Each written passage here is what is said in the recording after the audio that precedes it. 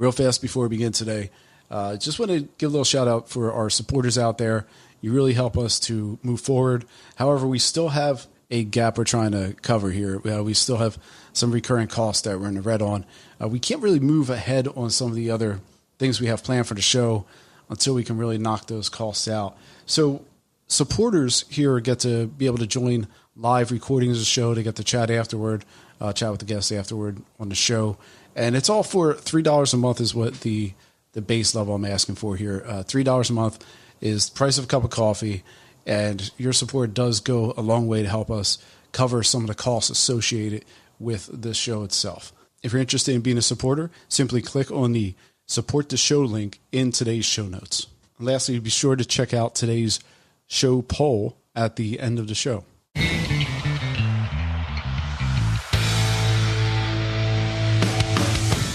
Light Pollution News, October 2024, Stargazing on the Bomber. Today, does sky brightness affect our curiosity in a universe? What on earth is a LUNARSABER? And why is a town in Michigan using wattage as a determining factor for its new LED conversion? This month, I couldn't be more excited about this panel. We have Nebula Photo's own Nico Carver, the thought leader Nancy Clanton, and astronomer science communicator, but you'll probably know him more for his posters, Mr. Tyler Nordgren. You'll definitely want to listen to this episode of Light Pollution News coming right up.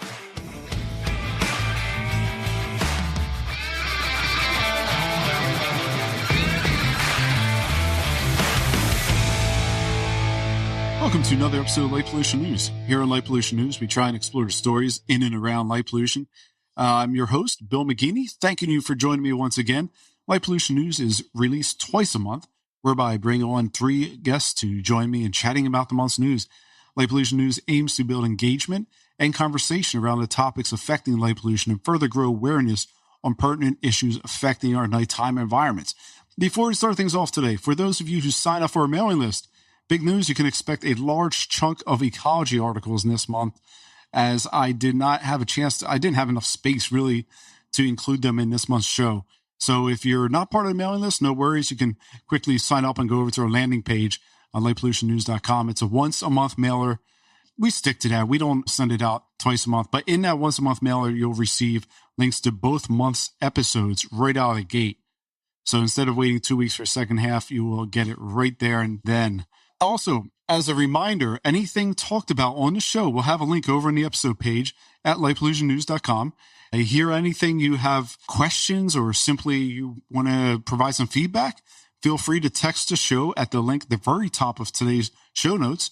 You will not incur any fees when texting. If texting ain't your thing, why not reach out to us via Instagram, Facebook, LinkedIn, or you could also email me directly at bill@lightpollutionnews.com. Lastly, did you know you can share parts of the show with friends, coworkers, or really anyone else? On Instagram and Facebook, we provide bite-sized reels featuring important points that our guests make. And over on LinkedIn, we post all of the articles talked about in the show for you to share amongst your contacts. So why not help build awareness? And if you haven't yet, be sure to subscribe to the show via whatever podcast player you're listening to, or you're listening from, I should say. And as always, a rating and review really do go a long way. The show has an embarrassingly low amount of ratings and reviews. Sure, it'd be nice if we could up that count somehow. We appreciate any 5-star rating and review that you feel compelled to provide. No pressure there. This month, I'm extremely excited to have 3 guests with me, all of whom I think it's safe to say have had an impact in their own way, even if it's not necessarily in this direct topic of light pollution. First up, I think many of you will know this guy. 2 books, right? Tyler, you had 2 books? 2 books. Stars Above, Earth Below, A Guide to Astronomy in National Parks, and The Sun, Moon, Earth, The History of Solar Eclipses, From Omens of Doom to Einstein and Exoplanets. And if that doesn't ring a bell, what about this trademark approach to infusing astro-related themes? Probably not trademarked, but you get the idea. He has these national park posters. And today we're going to be actually talking with the first ever Grand Canyon National Park astronomer in residence. How cool gig. Where do you get these gigs, Tyler? This is incredible. Back in 2021, you had to suffer through, I guess, a year at the Grand Canyon. Oh, I mean, absolutely. But I've been working with the Park Service to promote astronomy and night sky in the national parks going all the way back to 2007, 2005 even. And I can trace it all back to when I was an astronomer in Flagstaff. I went out to Chaco Canyon on a vacation and I saw a poster for sabbatical in the parks. And when I got my faculty job in California, I resolved, okay, when I get that first sabbatical, I'm spending it with the Park Service. And it just changed my life. And so I've been very lucky to do things like that astronomer in residence gig. Oh, that seems like one of the coolest things. We'll get to some of these things. I want to show you this. So we met 14 years ago randomly for 5 seconds, I think, out at Alcon in Bryce Canyon. And I still have this. It's been up on a wall for a long time. And I think he even signed it over here. It's a little faded. It's been up on a wall. And yes, it's the Milky Way from Bryce Canyon. This poster has been an inspiration to me. So I really appreciate just you making those posters. I hope it's been an inspiration to others. But that every day, you look at it and you wonder, and it keeps the Milky Way, keeps that stuff on your mind. It's one of the things that I never expected. When I wrote that first book, Stars Above, Earth Below, it was part of that sabbatical in the parks. And just because I was poor and I needed illustrations, I thought, oh, I can draw.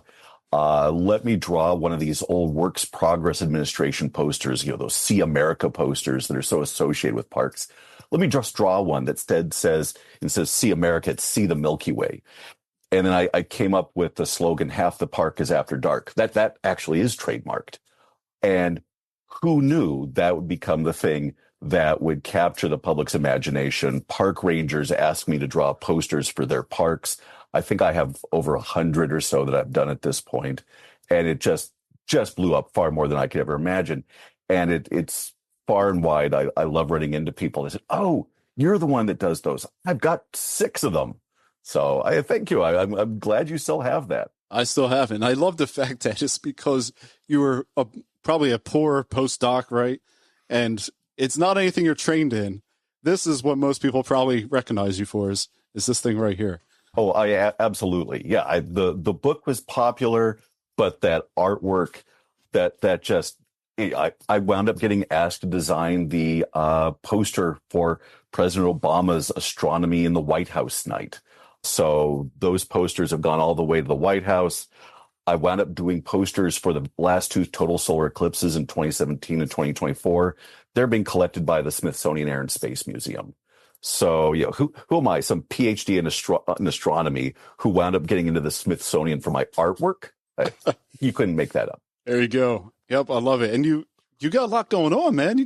You got to tell me the story about the chocolate. But why don't you tell us some of these events you got coming up? So, okay, yeah. So there's a chocolate, Dandelion Chocolates out in San Francisco does an advent calendar each year. And the theme of it for the last 2 years has been dark skies in national parks. So last year I did all the artwork for each of the ornaments for each night. This year I didn't do the drawings, but I wrote the info, picked the parks, and then just recorded a bunch of videos for each night talking about these dark sky parks and why they're associated with a particular day, a thing that you can see in the sky, and then potentially even a local chocolatier. So there's that. I'm going off to Antarctica in March of next year in order to see hopefully the southern lights during new moon in a place with really the least amount of light pollution in the world. So yeah, it's been fun. And I'm really looking forward to this next year. How do we find out about that chocolate? Can we just go to dandelionchocolates.com or whatever? And okay. That's it. Exactly. Yeah. Yep. And you can place orders there. And I encourage folks to, if you're at all interested, they are not cheap. They're like about $300 a piece. But if you are, the only way I can afford this is I get a free one by doing all of this work. But if you're at all interested, order early. Those things sell out. I could not buy one for my parents last year. Okay. I'll keep that in mind. How about the cruise? Does that sell out fast? I guess that probably sells out in a day or so too. So Oceanwide Expeditions, they're the company I'm working with. And I think there's still spots available on that. We planned it specifically to be during solar maximum, around the equinoxes when it gets dark. at new moon so that we've got as moonless a night as possible. And we're going to be down there below the Arctic Circle. We're going to go down as far south as we can in order to, if there are any auroral events, coronal mass ejections, we're going to be down there for almost 2 weeks. And so odds are hoping we get at least one night where we see something. Well, be sure to take the chocolates down when you go. You got to be eating those chocolates when you have the Southern Lights going that big. Next up, because we have other guests, and I feel, it's tough to follow up with Tyler. I have a name that many of you, who, especially if you're into astrophotography or remotely into astrophotography, in my mind, Nico, I don't know how you see yourself, but I feel after watching so many YouTube videos when starting out that you kind of are that godfather of astrophotography. You're the one who's been able to level set and really explain some of the more technical aspects of cameras and how to use them and what to do just starting out, even when I started out with DSLRs. I want to welcome the creator of Nebula Photos, the YouTube channel, Nico Carver.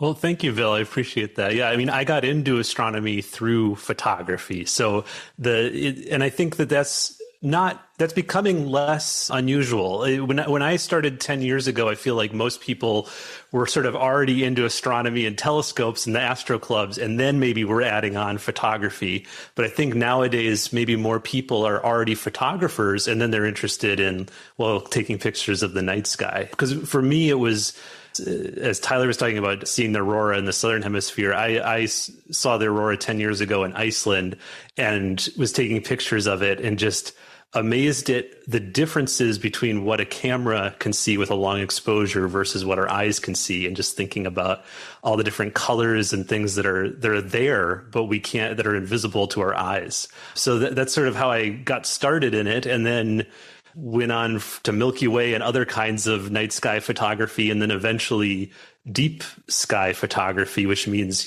taking pictures of things outside of our solar system, like nebulae and other galaxies. And I think that's approaching that with beginner gear is sort of how my YouTube channel took off, because I think a lot of people think you need a really fancy telescope to do that kind of thing, when actually you can do it with pretty normal photography gear. It's more just about learning the skills to do it. Exactly. And I think that for me, that was incredibly helpful.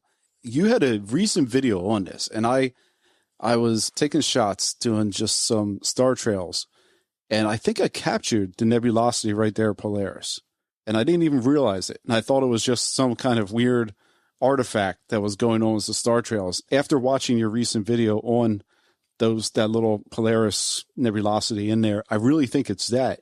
If you have any interest in astrophotography, you got to go over to Nebula Photos. So thank you for that video, Nico, because I thought I was just a bad photo processor. A lot of people don't know that there's all this dust right around the star Polaris. And I mean, actually, even professional astronomers didn't know until we had photography, because it's not something you can see with the naked eye. But once they started doing the all sky surveys of the night sky with the Palomar and these big telescopes, and they were taking them on these big glass plates, they started analyzing those and seeing, oh, wow, there's just dust everywhere in the Milky Way. And right around Polaris, there's a particularly interesting big dust cloud. And it's interesting because it's at what's called high galactic latitude. So it's not right within the plane of the Milky Way. It's sort of like above it.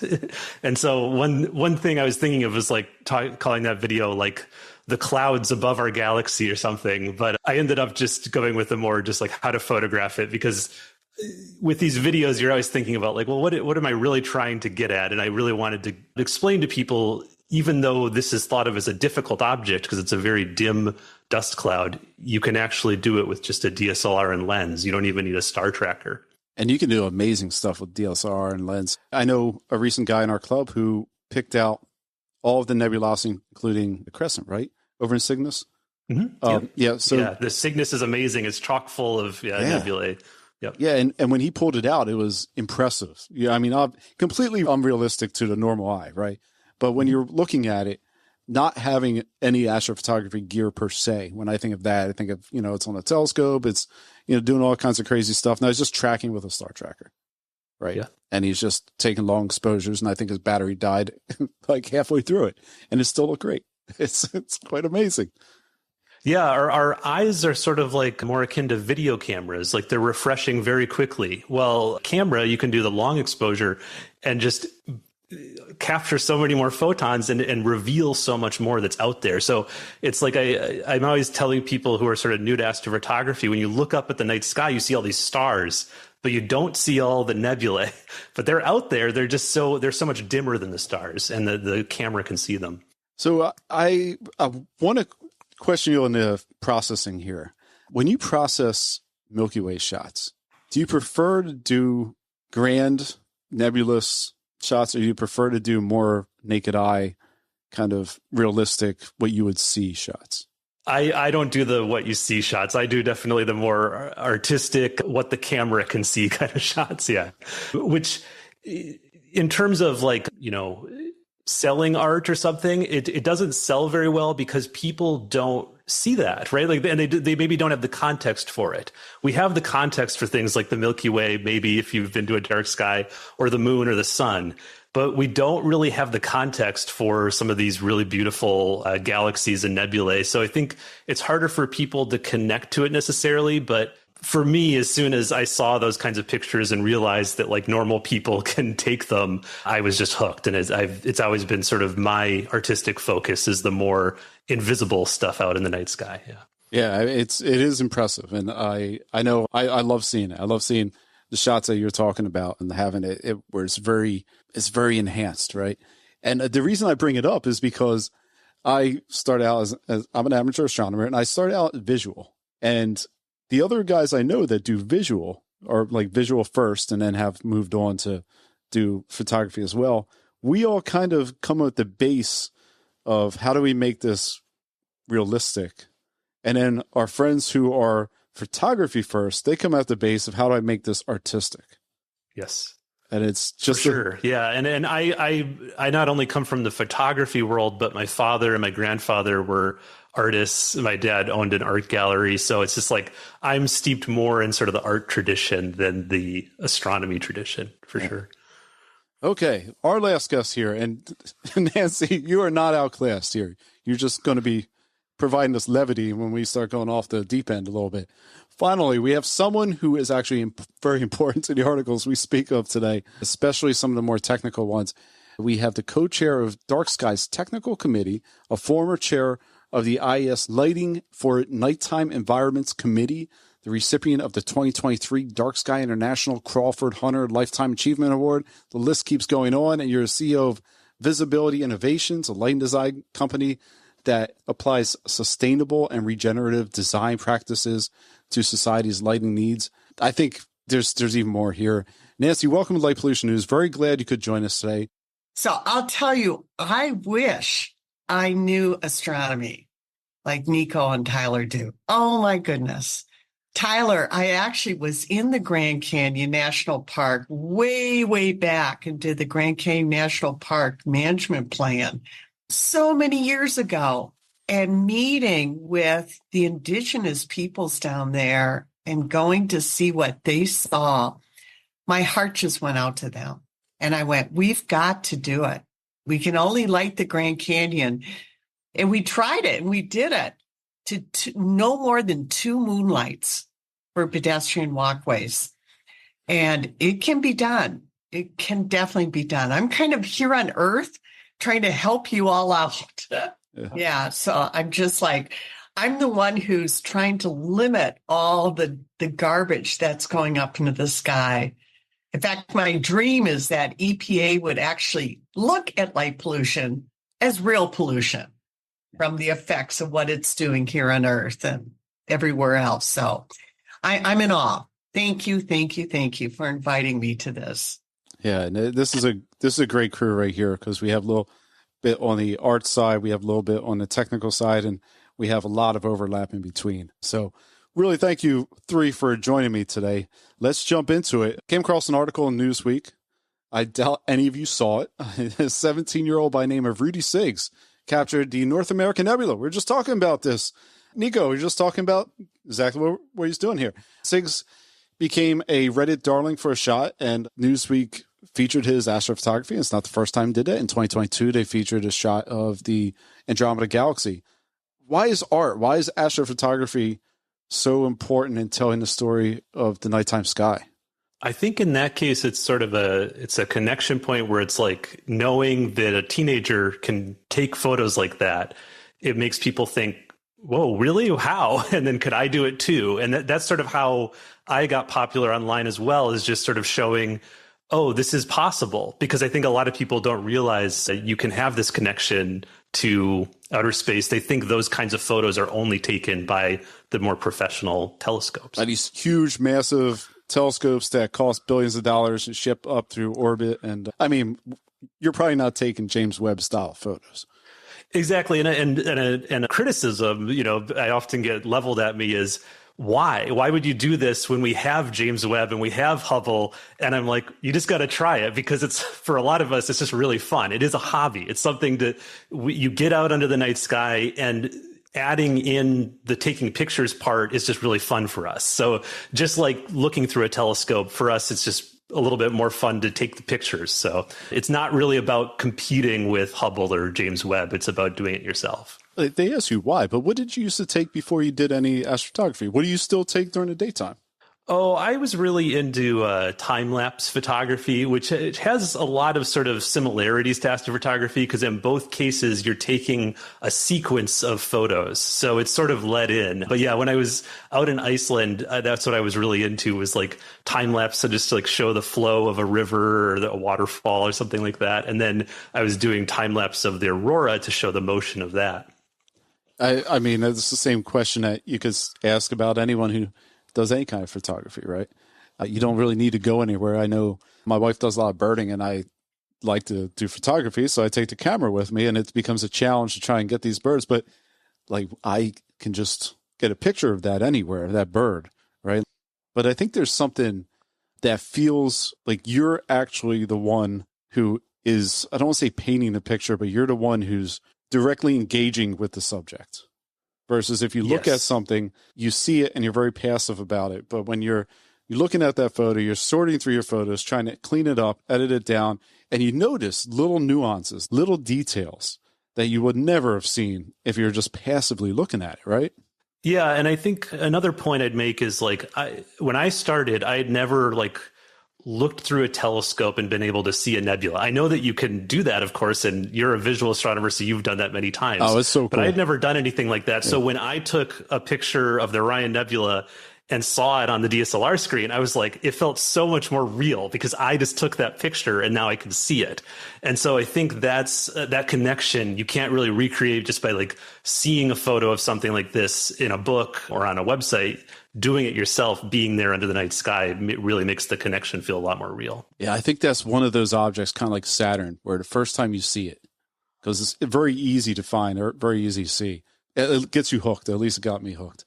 So I will note that Rudy's username is u/regular_ad4858.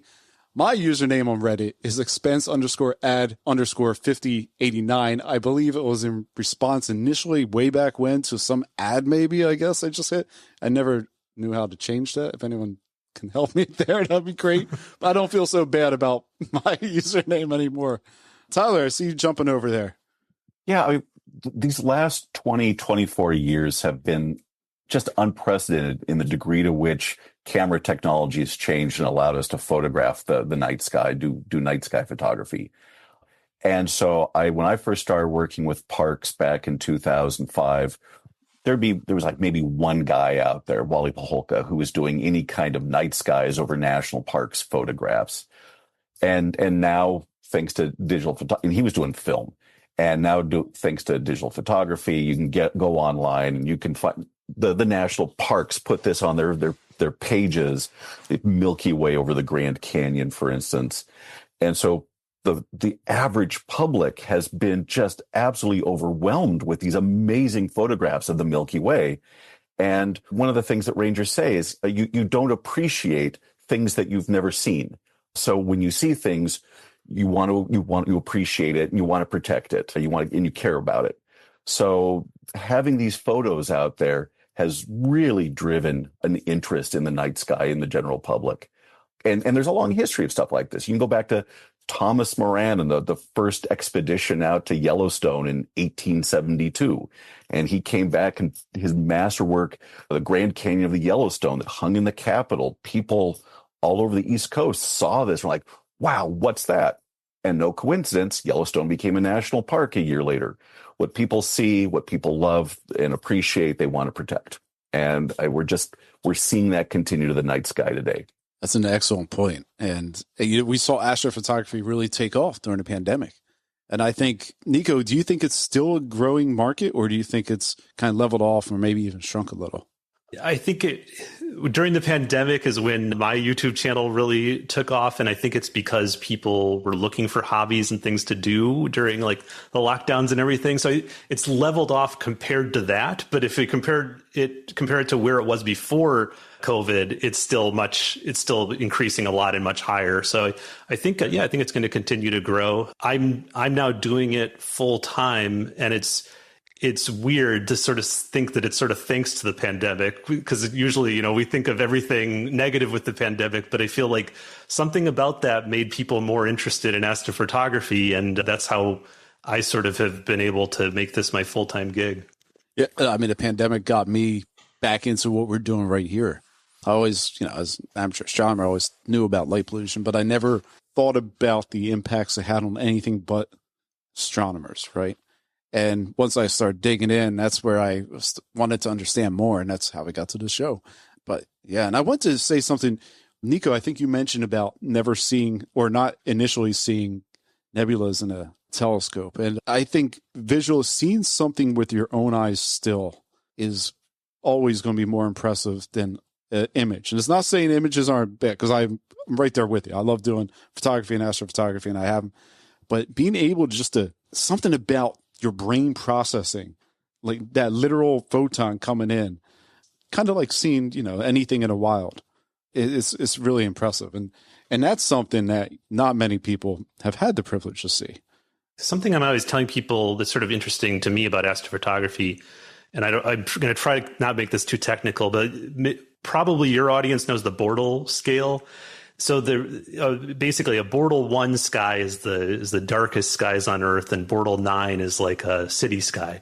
For photography, there's not a huge difference between like Bortle 1, 2, 3, even up to 4. But for our eyes, there's a huge difference. And like when I first saw the Milky Way under a Bortle 1 sky, that is like definitely up there as one of like the most life-changing kind of things I'd ever seen. There's a huge difference to the eye, I think, between a Bortle 1 and like a Bortle 3 sky, because you just start seeing all of these amazing things in the Milky Way, like all the dark nebulae have sharper outlines, and you just see all this cool stuff that you just can.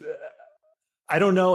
But like Tyler was saying, it's like, I feel like you have to sort of be in the hobby a while to start appreciating it, because it's like, I don't know if I had seen that right away and I didn't know what to expect to some degree, I don't know if my brain would have been like trained to really appreciate it as much as I did when I finally got to a Bortle 1 sky. Cause I started this whole hobby under a city sky, under like Bortle 9, where you see a few stars.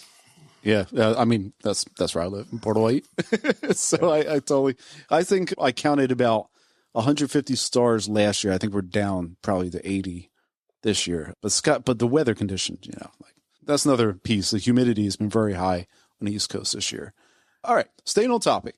Some truly inspiring nighttime shots. I think you might have seen a show release we just did a couple of weeks ago back with Josh Dury, and Josh Dury provided an really cool satellite image shot that we used for the show release.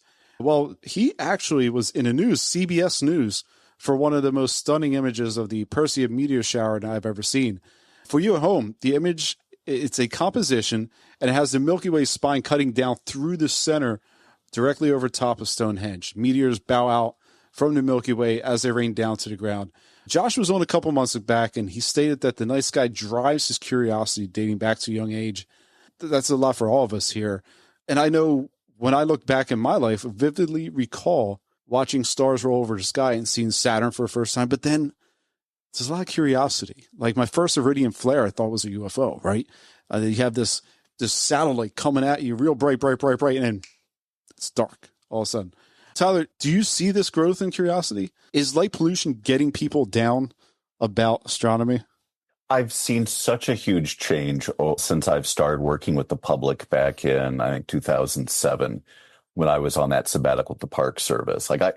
It's amongst both the public, but also in the case here with the National Park Service itself.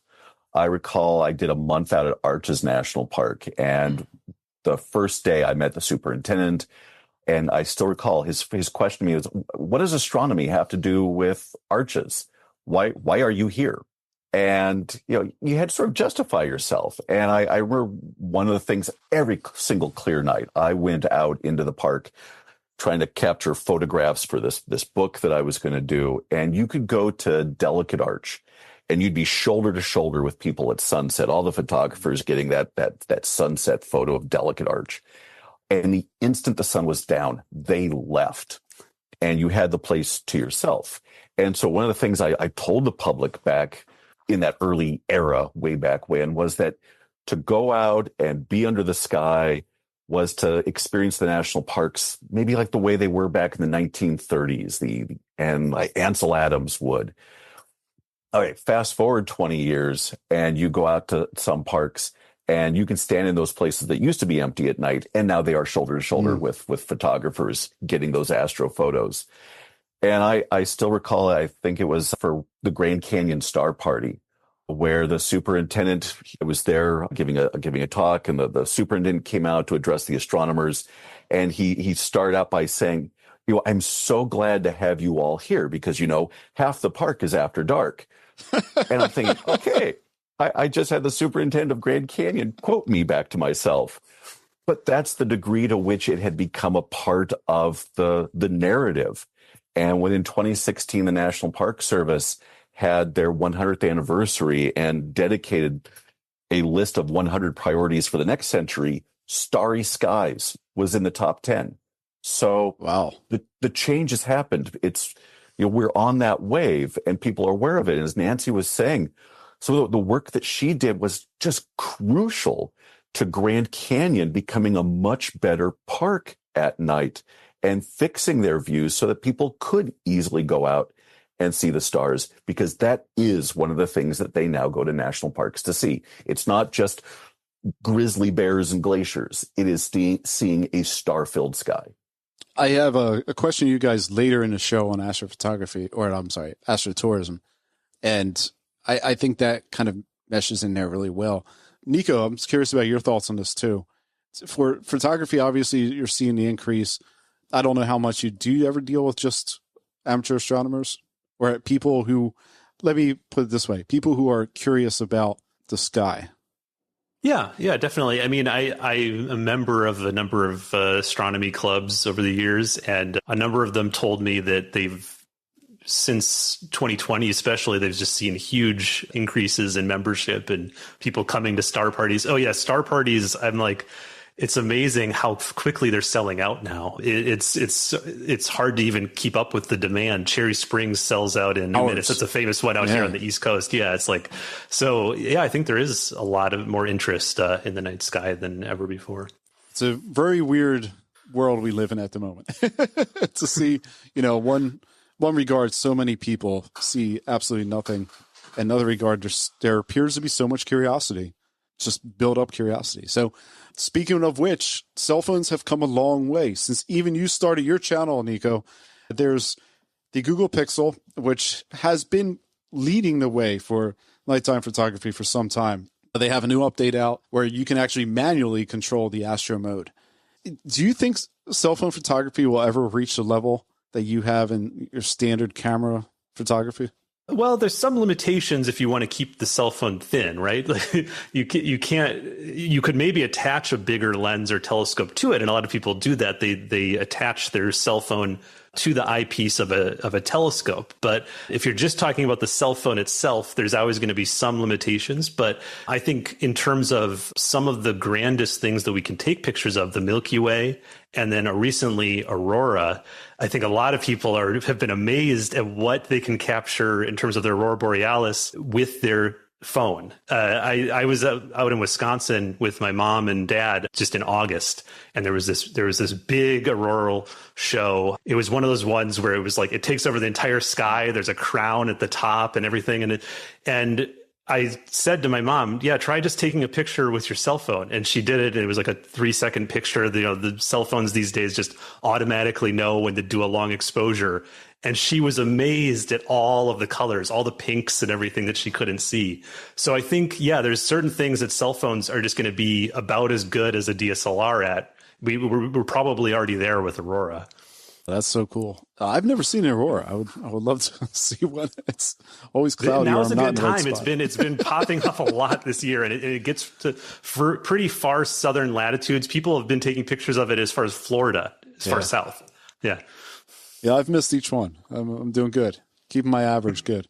For you at home who might not be aware of this next piece, you guys, I know, Tyler, you know of the Astronomical League. Nico, I assume you do. Yep. Nancy has no idea what we're talking about here, but Nope, I don't. I'll fill you guys in on this because you at home may not either.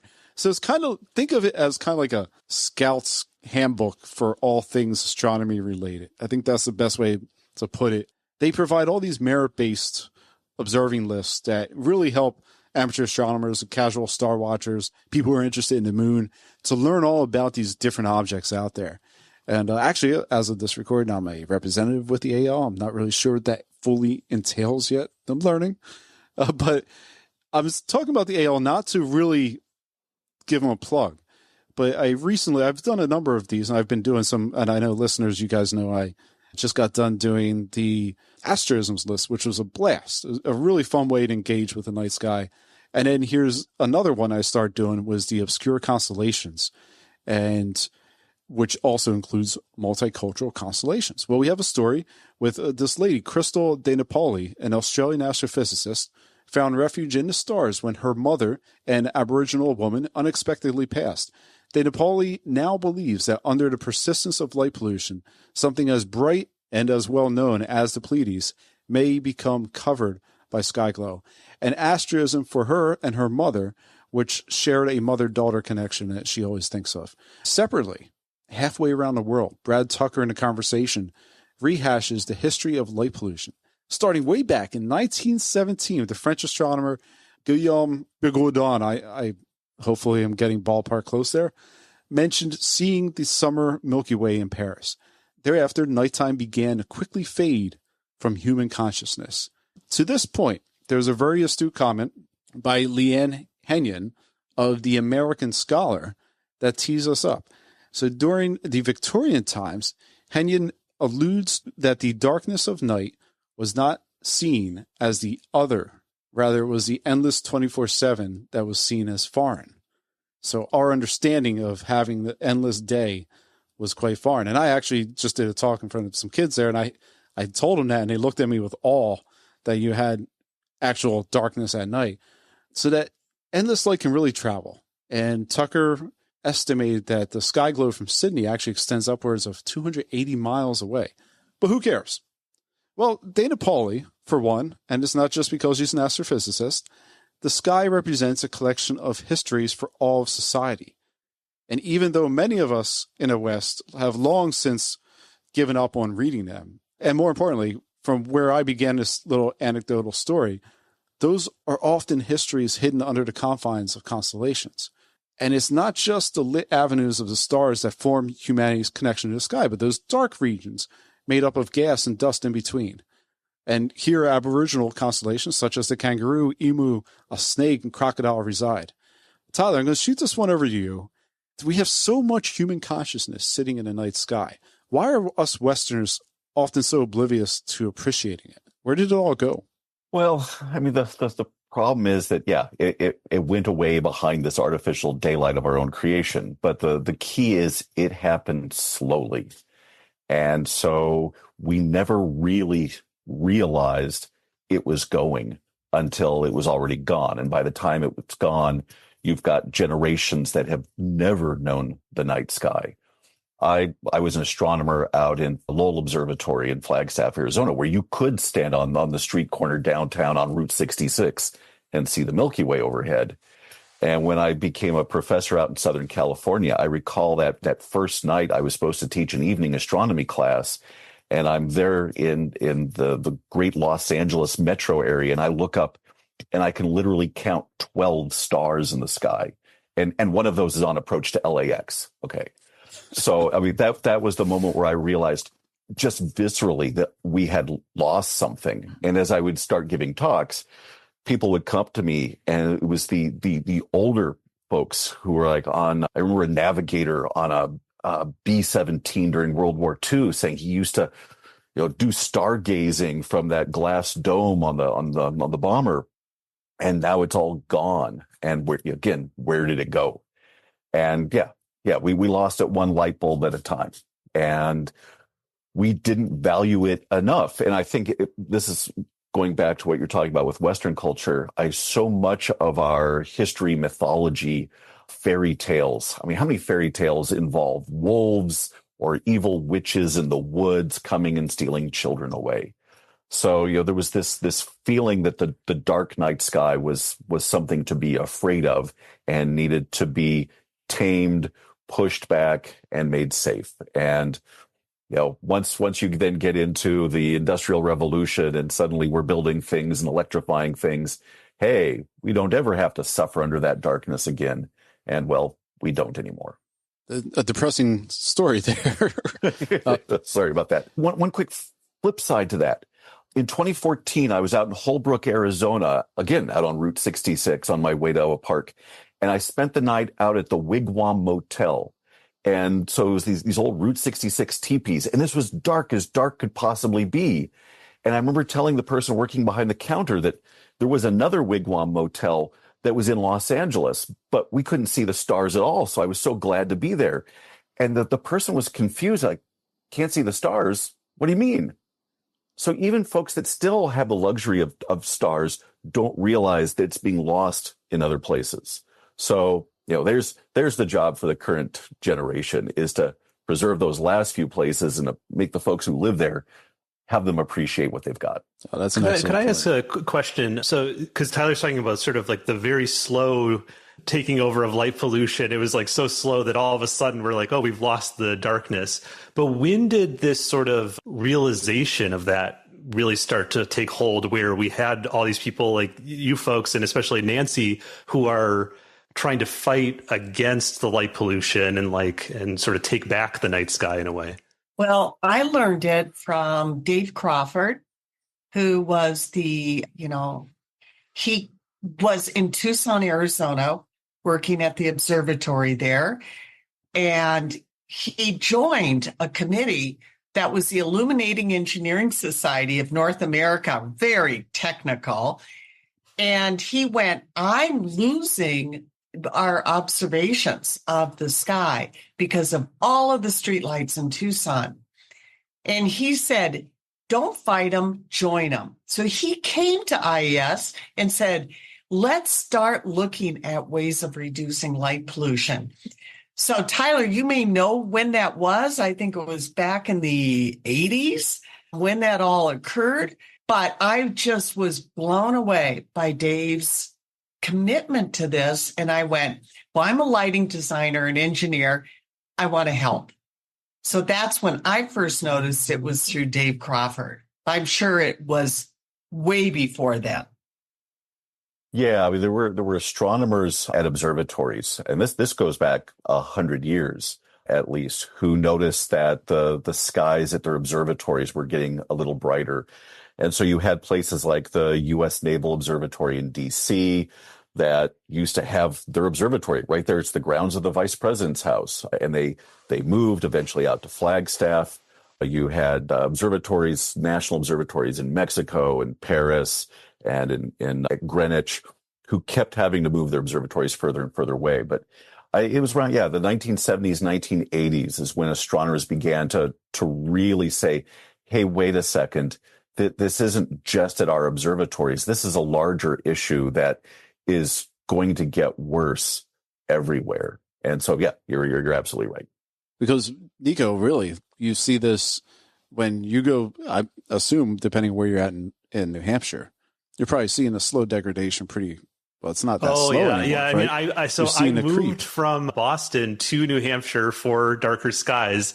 And it's funny, you when I picked the spot, I wanted to pick a spot where I'm like, I don't think people are going to want to develop here. It's a weird thing to think about, but as an astronomer, that's pretty important because you never know. Like you said, like if a new big development comes in, a new town or, a bunch of new stores and things that have all the outdoor lighting, I know that the skies would degrade very quickly. And I've heard from amateur astronomers that they picked a place somewhere in the U.S. that they thought was safe, and they saw the encroaching light pollution as more and more development sprung up.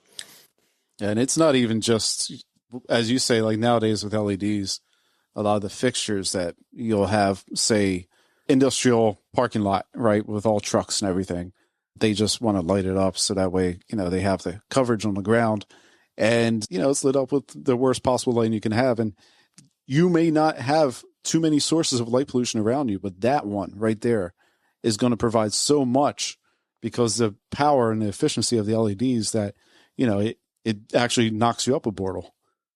Yep. Yeah. Even in my parents have a place in northwestern Wisconsin. So I've been going up there as a cabin, on a lake, and I've been going up there all my life. So I still remember seeing the Perseid meteor shower there as a kid. And then I just saw it just this past year. And it's amazing how much just people want to light up their docks with all of these little solar powered LED lights. Just how much, if everyone on the lake is doing that, it knocks you up a bortle. It really just is quite distracting.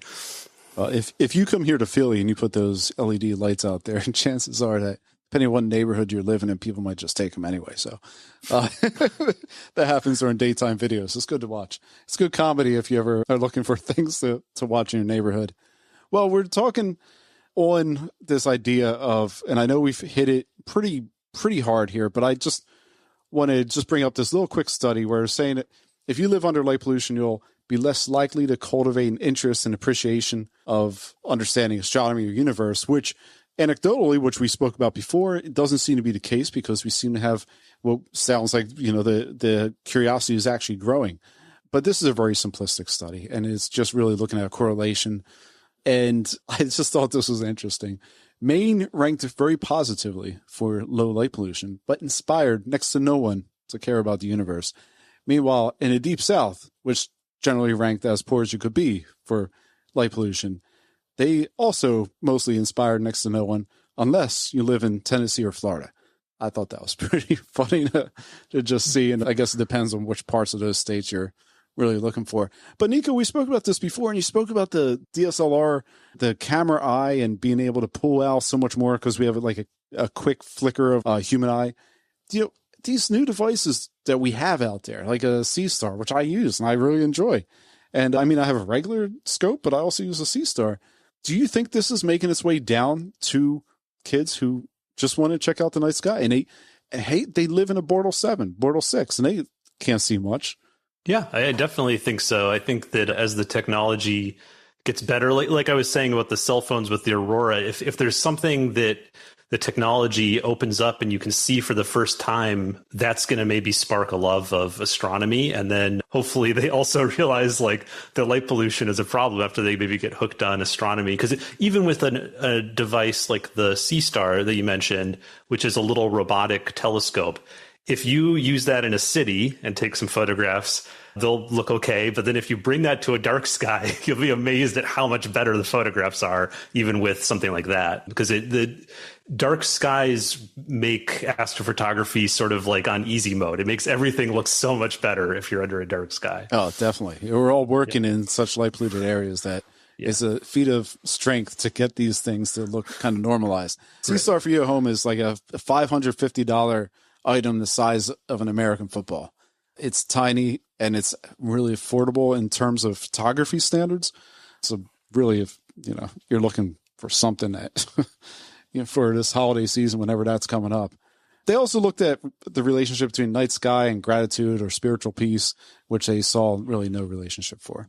Before we leave this set of articles, I do want to circle back to Tucker real fast. And in Australia, the capital city, Canberra, has recently implemented a light pollution reduction scheme. Canberra has just switched over to an adjustable brightness LED lighting throughout the whole city, which will reduce the lighting footprint by 30%.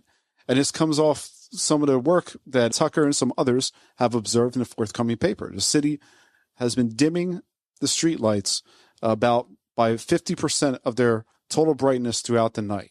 Tucker's future paper also estimates that there's a positive correlation of 5% reduction in light pollution for every 10% in streetlight brightness. And this is all good and great, Brad Tucker, don't take anything away. But there is Caleb Brown, a Sky News host, who really did his best Tucker Carlson impersonation and torched the town for turning off some streetlights because in the UK, as we've heard over the past few months, rising costs of energy has really clamped down on some of those public utilities. We see such fear sometimes, and it's conveyed, especially like Caleb Bond's approach was to demonize individuals. Now, obviously, he's trying to do this for ratings, but, you know, there are people who kind of stole this idea. What's the best course when you're conveying a dark skies framework or some trying to convey comfort with what you're talking about to people who might be aggressively distorting the facts? We have done 4 different research papers on 4 different cities, starting with Anchorage, Alaska, then down to San Jose, and then San Diego, and finalized in Seattle. What we found, and for those of you who are really, scientists, unfortunately, lighting level is on a linear scale, yet our senses are on a logarithmic scale. Now, what does that mean? Well, if you look at sound, a decibel, 1 to 2 decibels is a log scale. I would love it if lighting levels went to a logarithmic scale, because you have the lighting level, no one can ever see the difference. And what we did in our study was that we actually found that by decreasing the lighting level, and again, it was a controlled study, taking people out, the public, the law enforcement, everyone out in a controlled study, that they could actually see better and see targets further the lower the lighting level it went. Why? Because lighting and our visibility is all based on contrast. It's not based on lighting level at all. And it's less glare. So the lower the lighting, the less glare, and the better adapted you are to it. So it's to say that there's a reduction and it's a problem and crime and security. Our research has shown just the opposite of that. So that's how I would answer. They can go and look at those 4 research papers. Nancy's just so absolutely correct. And I hope that news gets out to the public, but I'm afraid it won't.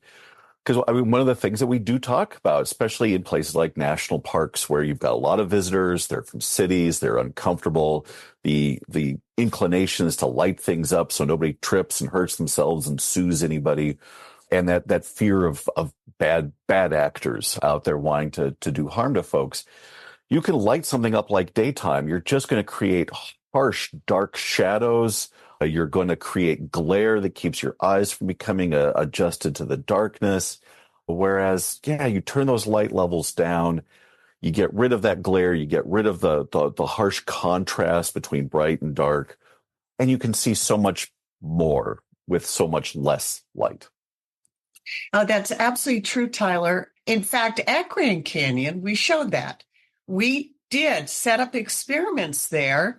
And we noticed that if we could light stairs, and these are stone steps with very little contrast between the riser, and the tread, if we could emphasize the shadow of the tread and to do lighting that kind of worked with the stairs instead just blasted the stairs, people could see so well. And we brought the public through, people that had no idea where they were.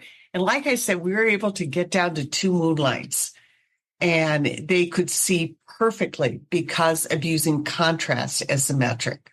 Nancy, I want to ask you on the shadow question. I think it's the MLK Memorial down in D.C. First thing I noticed about that, I don't know have you had a chance to ever see that at night? I have not, but I know the designer who designed it. Yeah, the first thing I noticed about that, and the first time I saw it, I don't know if it's changed at all. This is probably about 10 years ago. All the letters were lit up, were essentially in the shadow, right? Like the whole point was to give it like a drop shadow. Is that what we're talking about? Is that what we're talking about here? Yes, it is. If you look at, let's say you have a headlamp on top of your forehead and you're going, it's a small little light source. You're not lighting everything, but you can see well because it's in the direction you're going. You're not getting that glare, and you can see you're creating shadows of when the terrain changes. You are creating a shadow so you can see it. Shadows are extremely important for us to see different things. This leads really well into, unfortunately, Ann Arbor, right? Where Ann Arbor is going to go with using a brighter wattage light. I think they're looking at doing 58 watt versus 29 watt LED lights.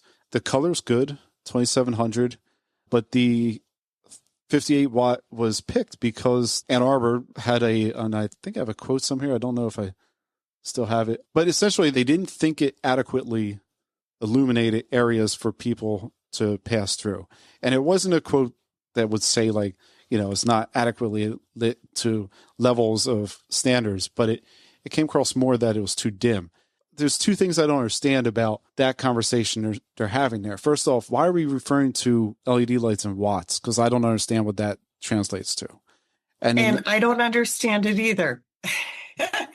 Bill, it's kind of like saying a cookie is delicious on how much sugar you have in it, right, versus everything else that is part of it. And, it is like where the light's distributed. Where is it targeted?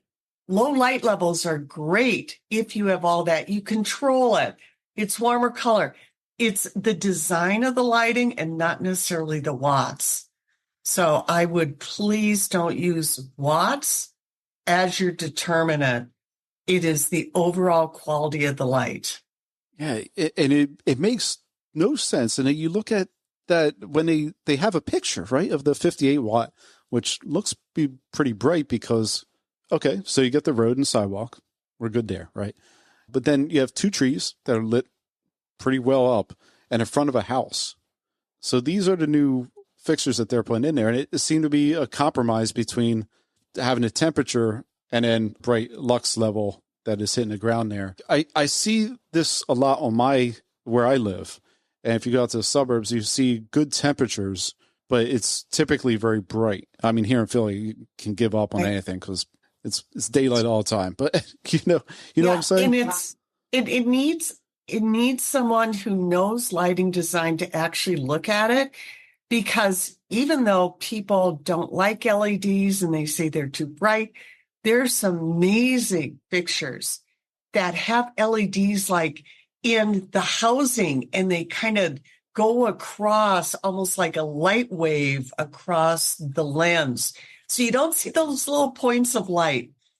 And these luminaires are being designed by many, many manufacturers that you can actually vary the distribution of the light where you are.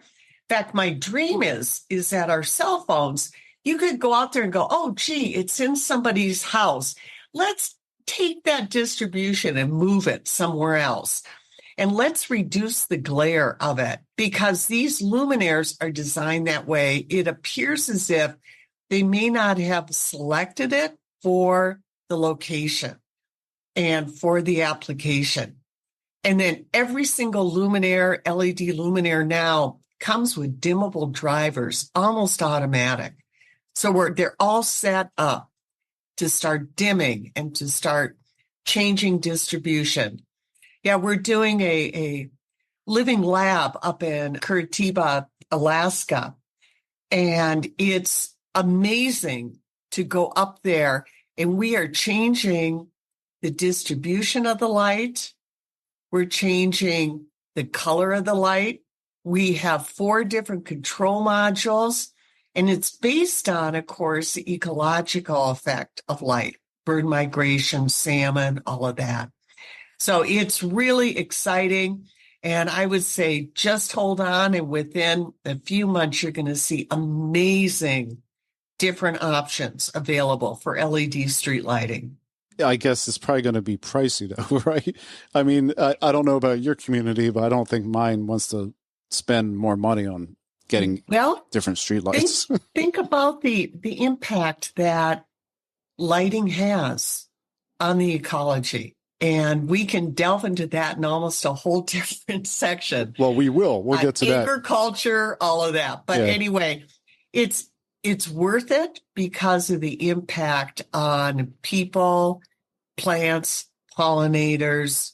And as my great friend Naomi Miller at Pacific Northwest Lab said, she said, we can close our blinds at night, but the critters can't. And so you just kind of go, we really have to take into account everybody, no matter who you are, in the design of the street lighting. And yes, you can afford it. Communities can do it. I hope we're very optimistic on this show. I know I personally have trouble trying to convey that to my community. We just put in new leftover fixtures, I believe. I know that they're very bright on an ecological area because that's what you do, because you have the pole there and you want to replace everything because everything has to be LED now. There's only so much wiggle room we have, right? Unless we have from the get-go a good, amazing person like you, Nancy, sitting here being able to convey these ideas and topics to the stakeholders. I don't think most people have that ability or that reach. Yeah, and sorry for interrupting, but there is you can always go to Dark Sky International, and they have an incredible resource on, called the 5 Principles of Outdoor Lighting and what's important. And it was done, those 5 principles, in conjunction with the Illuminating Engineering Society. So all of us geeky engineers got together with the astronomers and put these 5 principles together, and we all signed off on them. So I think that would be an incredible resource for people to go and look. Sadly, I think this has just been a few years too late for a lot of communities like Ithaca, New York, which is where I live. That summer I was astronomer in residence out at Grand Canyon is when they made the conversion to LEDs. So I returned home to find out just how horrible what they had done was. And when I contacted the city engineer, I got the full thing of, we can consider best practices. We found the best cities that had done the best job. And we've just modeled that. We've spent the money. This is what we've got. And there's no argument that you're going to give them for how to change because they just spent the money. And they spent the money on something they were told was going to last forever and met best practices as of whenever it was they consulted it. And so I went around and around. The best I could do was get them to change the wattage of the street light right outside of my house, which, as you said, it went from 60 watts to 40 and was utterly negligible in terms of what I noticed. It still shines into my second floor bedroom, and trying to convince them, you're going to have to wait till that guy retires before you can tell them they made a mistake. So, well, San Jose did a streetlight conversion, and there's a great quote in here. And I never drove through San Jose at night, so I don't know if this is true or not, but I would love to know if any of you guys have. San Jose selected 3,000 Kelvin color temperature, right? That's in line with IES standards, namely because residents and police complained about the low-pressure sodium lights being too easily confused with traffic signals and bathing the general area in too much low contrasting light. Don't read that one too often. By the way, that was our study. We're the ones who completely changed San Jose's street lighting. And yes, I've got pictures of the low pressure sodium right up against the yellow light. And people went, we see that. And we think that we can go through the intersection.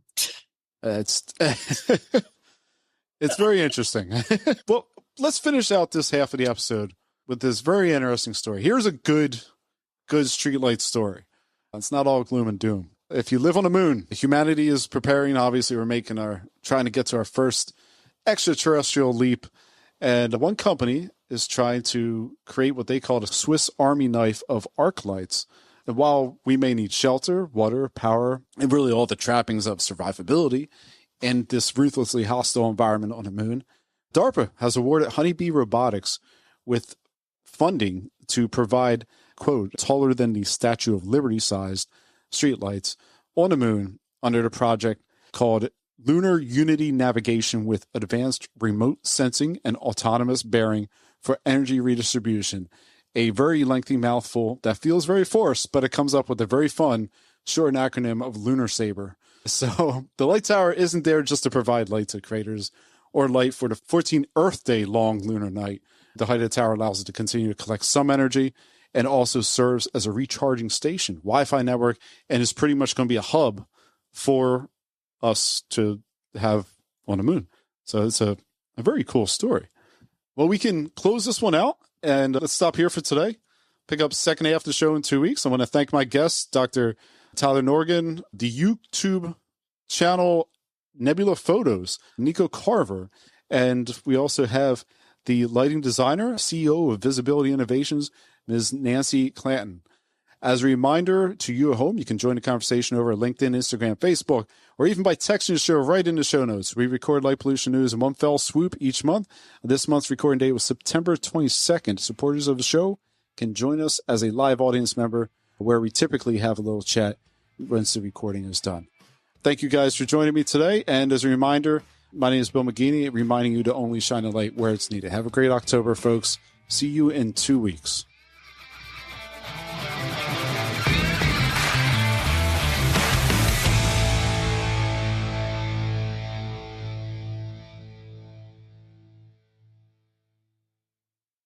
Thank you for listening to another episode of Light Pollution News. Here is the question for the month. This is a real quick yes-no question. Does light pollution reduce your curiosity about the nighttime sky? You can just text that over right via the text to show link in the show notes. Thank you.